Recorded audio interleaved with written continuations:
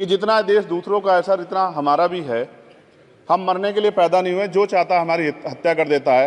मूछे रखने पे, घोड़ी पे बैठने पे, मटकी छूने पे हमारी हत्या हो रही है। क्या बदला है सर? 70 साल बाद भी दलित पिछड़े मुसलमानों पे हिंसा नहीं रुक रही है। सर मेरा आपसे संरक्षण के साथ ये आग्रह है कि इन घटनाओं को रोका जाए और देश किसी की बपोती नहीं है। देश संविधान से चलता है सर, और संविधान से चलेगा। संविधान छेड़खानी बर्दाश्त नहीं की जाएगी सर। श्री चंद्रशेखर जी। माननीय सभापति जी, जय भीम। बहुजन समाज में जन्मे सभी संतों, गुरुओं, महान पुरुषों को नमन करता हूं, जिनमें महात्मा ज्योतिबा फूले, डॉक्टर बाबा साहब अम्बेडकर और मान्यवर काशीराम साहब को मैं याद भी करता हूं आज के दिन पर। साथ साथ नगीना की महान जनता और भीम आर्मी और हमारी पार्टी आज़ाद समाज पार्टी काशीराम के साथियों का भी धन्यवाद करता हूं।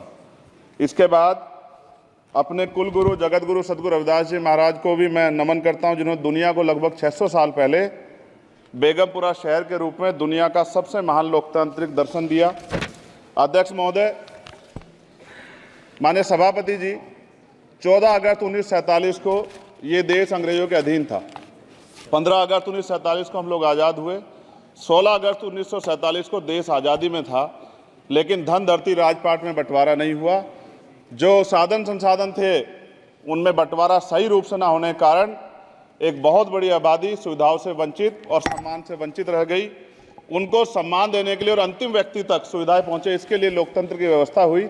लेकिन आज़ादी के 70 साल बाद भी हम कहाँ खड़े हैं, इस पर ये चिंता का विषय है। मैं मानता हूं कि सामाजिक न्याय तभी होगा माननीय सभापति जी, जब जातीय जनगणना पूरी होगी और जातीय जनगणना कराई जाएगी, और साथ साथ संख्या के आधार पर आरक्षण जो है वंचित वर्गों का बढ़ाया जाएगा। उसके साथ साथ जब राष्ट्रपति जी अभिभाषण पर बात रख रही थी तो उन्होंने शहरी और ग्रामीण क्षेत्रों के विकास की बात कही और ये भी कहा कि दुनिया में सबसे उत्तम शहर हमारे यहाँ बने। लेकिन माननीय सभापति जी, 70% आबादी तो गांव में निवास करती है, तो गांव की आबादी के बारे में भी सोचना होगा कि उनका जीवन कैसे बदले। माननीय सभापति जी, उच्च शैक्षणिक संस्थानों में बहुजन समाज के जो छात्र हैं उनके साथ कास्ट एट्रोसिटी हो रही है, निरंतर उनकी हत्या हो रही है। साथ साथ जो सरकारी कर्मचारी हैं दफ्तरों में, उनके साथ भी जो SC ST OBC और मुस्लिम और अन्य धार्मिक अल्पसंख्यक उनके साथ भी माननीय सभापति जी जातिगत और धार्मिक जो है शोषण किया जा रहा है। इसलिए मेरी मांग भी है कि पुरानी पेंशन को भी अध्यक्ष जी बहाल किया जाए। जो कर्मचारी देश की सेवा में लगे हैं उनका भी सम्मान होना चाहिए। साथ साथ सभापति जी, भाजपा ने चुनावी लाभ के लिए सबका साथ सबका विकास के नारे दिए जो खोखले हैं, क्योंकि 10 साल में दलित, पिछड़े, आदिवासी, मुस्लिम और अन्य धार्मिक अल्पसंख्यक जो अत्याचार हुए हैं वो किससे छिपे हुए नहीं हैं। ये गलत है, ये बंद होना चाहिए। सभापति महोदय जी, महामहिम राष्ट्रपति जी के भाषण में निजी क्षेत्रों में SC ST OBC को रिजर्वेशन देने का कोई उल्लेख नहीं हुआ है, जो कि आज चर्चा का विषय, क्योंकि 98% प्राइवेट सेक्टर है, 2% सरकारी सेक्टर है, तो 98% प्राइवेट सेक्टर में भी हमारी हिस्सेदारी की बात होनी चाहिए। माननीय सभापति जी, आशा कार्यकर्ताओं, आंगनबाड़ी वर्करों, भोजन माताओं के वेतन वृद्धि पे भी कोई उल्लेख नहीं हुआ है, वो भी अभी नंगे, उन पर भी सोचना पड़ेगा। माननीय सभापति जी, जिस क्षेत्र से मैं चुन के आऊँ नगीना से, वो बहुत पिछड़ा क्षेत्र है। उस क्षेत्र में कोई विशेष आर्थिक पैकेज नहीं दिया गया, रोजगार की सेवाएं नहीं है, नौजवान पलायन करता है। IIT, IIM, एम्स, केंद्रीय विद्यालय आदि शिक्षा में और चिकित्सा संस्थानों की स्थापना होनी चाहिए, जो कि नहीं है। और माननीय सभापति जी, मानसून सत्र आ गया है, मेरा क्षेत्र बाढ़ से बहुत प्रभावित है, इसलिए मैं आपसे आग्रह करूंगा कि वहां के लोगों को बाढ़ से निजात दिलाई जाए। माननीय सभापति जी, चीन हमें आंख दिखा रहा है और लगातार हमारे देश की सीमाओं में घुसपैठ कर रहा है, इसलिए अग्निवीर योजना को हटाकर पुनः सेना भर्ती शुरू की जाए और साथ साथ भारत की सबसे प्राचीन व बहादुर रेजिमेंट में से एक चमार रेजिमेंट को पुनः बहाल करा जाए, ऐसा भी मेरा आपसे आग्रह है। माननीय सभापति जी, पिछले सारे प्रधानमंत्रियों ने मिलकर जितना कर्ज लिया है उससे दुगना कर्ज हमारे वर्तमान के प्रधानमंत्री जी ने लिया है। किसान अगर अपना कर्ज माफ कराने के लिए जाता है तो लाठी झेलनी पड़ती है, जबकि सरकार ने धन्ना सेठों का 15 लाख करोड़ रुपया माफ किया है। इस ओर हमें ध्यान देना पड़ेगा, हमारी आने वाली पीढ़ियों को ये कर्ज चुकाना पड़ेगा।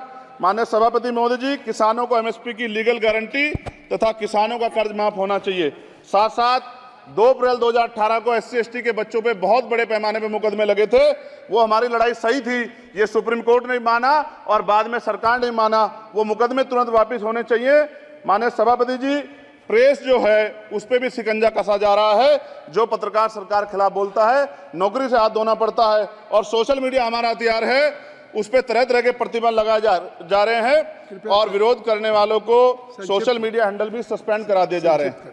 साथ साथ सभापति जी, पेपर लीक और परीक्षाओं के कैंसिल होने से देश के नौजवानों का भविष्य खतरे में है। नीट, यूपी सिपाही भर्ती सभापति जी और 69,000 शिक्षक भर्ती में आरक्षण घोटाला हुआ है, कोई पूछने वाला नहीं। खून के आंसू रो रहे हैं बच्चे, बेरोजगारी का दंश युवा झेल रहे हैं। इसलिए मेरा आग्रह है कि युवाओं के लिए कृपया समाप्त करें चंद्रशेखर जी। माननीय सभापति जी, मैं पहली बार बोल रहा हूं, आप कहेंगे मैं बैठ जाऊंगा। मैं आपकी बात, मैं संवैधानिक मर्यादा का पालन करूंगा, मगर हम तो माननीय सभापति जी सुन ही रहे हैं। आप बोलिए, 1 मिनट। धन्यवाद। 1 मिनट और बोलिए। अध्यक्ष सभापति जी, नारी सम्मान की बात करने वाली सरकार, हमने मणिपुर देखा सर, हमने पहलवान बेटियों का हर्ष देखा सर, और हमने सर हाथरस की बेटी का हर्ष देखा सर, और हाथरस के परिवार को जो वादा किया था सरकार ने वो भी पूरा नहीं किया। और महिलाओं में भी, स्पेशली दलित, पिछड़े और मुस्लिम वर्ग की, आदिवासी वर्ग की महिलाओं के साथ आज भी NCRB का डाटा कहता है सर जो जुल्म हो रहा है वो सहनीय नहीं है सर। साथ साथ कोविड में तैरती, हमने कोविड में बहुत सुना सर, कोविड में तैरती लाशें भी गंगा में हमने देखी है सर, और मजदूरों का हाल भी हमने देखा है। सभापति जी, मैं सब समाप्त कर रहा हूं। नोटबंदी पे छोटे मजले उद्योग की जो कमर टूटी वो भी हमने देखी है।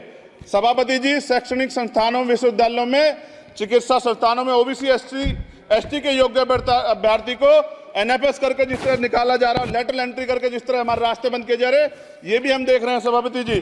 साथ साथ मेरा ये कहना है सर, ये सबका इशू है कि प्राइवेट कर्मचारी सर और सरकारी भी कई जगह पे 8 से ज्यादा घंटों से काम करते हैं और उनको जो सर उचित वेतन भी नहीं मिलता। तो न्यूनतम वेतन 20,000 रुपए तय हो और 24 घंटे की ड्यूटी। उदाहरण के तौर पर यूपी पुलिस सर बहुत पूरा काम करते हैं वो लोग। वो राज्य के विषय हैं, आप सर मैं आपके राज्य सरकार के लिए भी आपके संज्ञान में डाल रहा हूँ विषय सर। पुलिस सब जगह है सर, लेकिन सवाल ये है सर, बहुत पसीना बहाते हैं, 8 घंटे की ड्यूटी और वेतन विसंगति, बॉर्डर स्कीम से उनको जो बाहर किया जाए।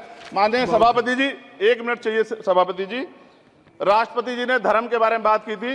राम मंदिर से पहले हमारे गुरुघर तुगलकाबाद का फैसला आया था राष्ट्रपति जी, वो सभापति जी अभी तक दिल्ली में स्थित सदगुरु रविदास जी महाराज का गुरुघर नहीं बना। साथ साथ सभापति जी, अपनी बात को खत्म करते हुए मैं आपसे कहना चाहता हूं कि जितना देश दूसरों का है सर, इतना हमारा भी है। हम मरने के लिए पैदा नहीं हुए, जो चाहता है हमारी हत्या कर देता है। मूछें रखने पे, घोड़ी पे बैठने पे, मटकी छूने पे हमारी हत्या हो रही है। क्या बदला है सर 70 साल बाद भी? दलित, पिछड़े, मुसलमानों पे हिंसा नहीं रुक रही है सर। मेरा आपसे संरक्षण के साथ ये आग्रह है कि इन घटनाओं को रोका जाए और देश किसी की बपौती नहीं है। देश संविधान से चलता है सर और संविधान से चलेगा। संविधान छेड़खानी बर्दाश्त नहीं की जाएगी सर। धन्यवाद।